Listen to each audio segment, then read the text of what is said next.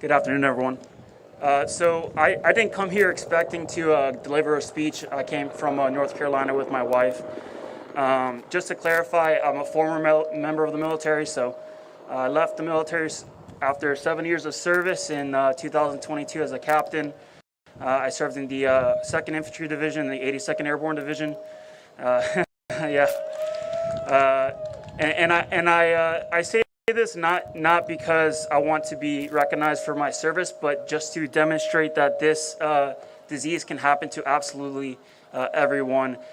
So I transitioned from the service. I did get COVID while in the service, and I had some long COVID symptoms, and they slowly resolved themselves. But with my second infection in August of 2023, it felt like a cold, and I developed the very debilitating long COVID symptoms that I still suffer from to this day. I'm a little symptomatic right now, so just bear with me.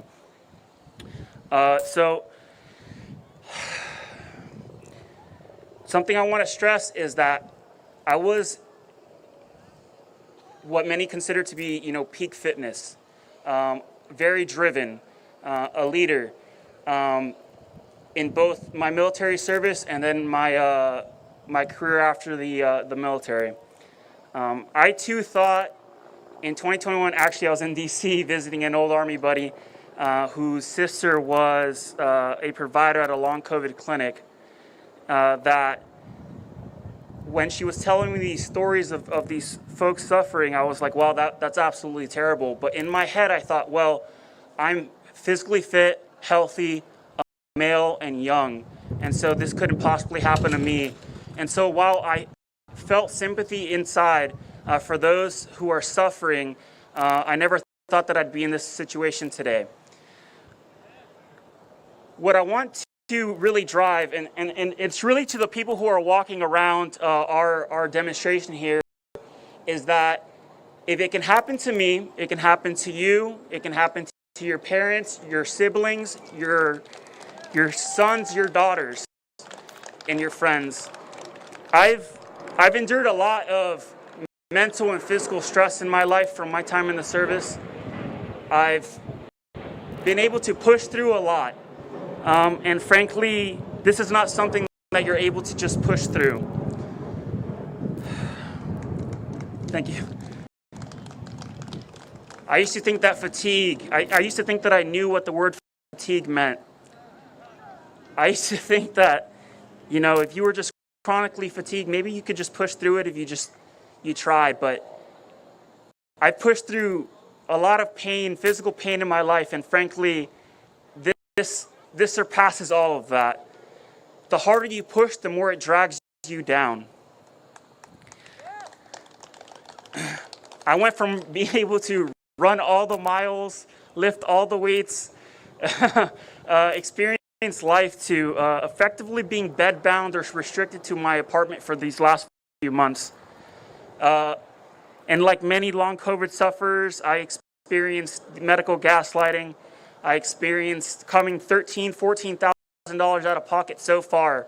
I've searched and scoured the depths of the internet looking for a cure that does not exist. And I felt alienated by my country and by society. I want to drive something that I think absolutely hinders the progression of this movement, and it's the fact that when the word COVID is said out loud, it is immediately met with some form of political resistance. This is not a politics issue. This is a human issue. This is a health issue. It doesn't not matter what form of thought in terms of the political spectrum that you lie on, because it can still affect you. And I would absolutely hate for you, and I speak to you in general out there, people walking around from this demonstration, to find yourself in a position like many of us and be met with the same barriers to receiving expedient, affordable, and equitable care when it comes to long COVID. Thank you. I promised to keep this short. I did not have a speech prepared. I felt very passionate to try to get involved.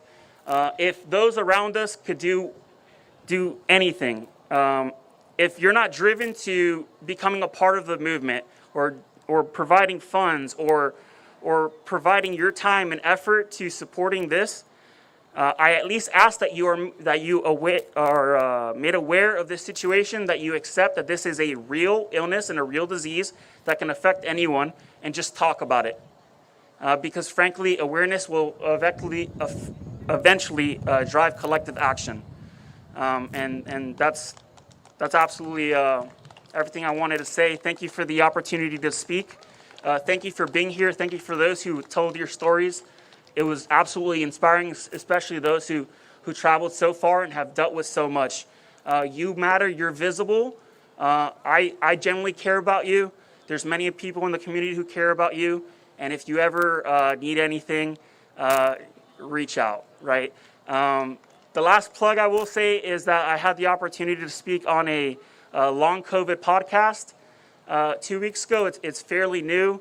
They just released their first episode. It's a long hauler from Canada who's effectively been bedbound since March 2020. And so I want to give a shout out to Noelle, who's running that podcast, and her podcast is called the Lost Voices of Long COVID. Lost Voices of Long COVID. So give it a follow, and thank you once again. I really appreciate it.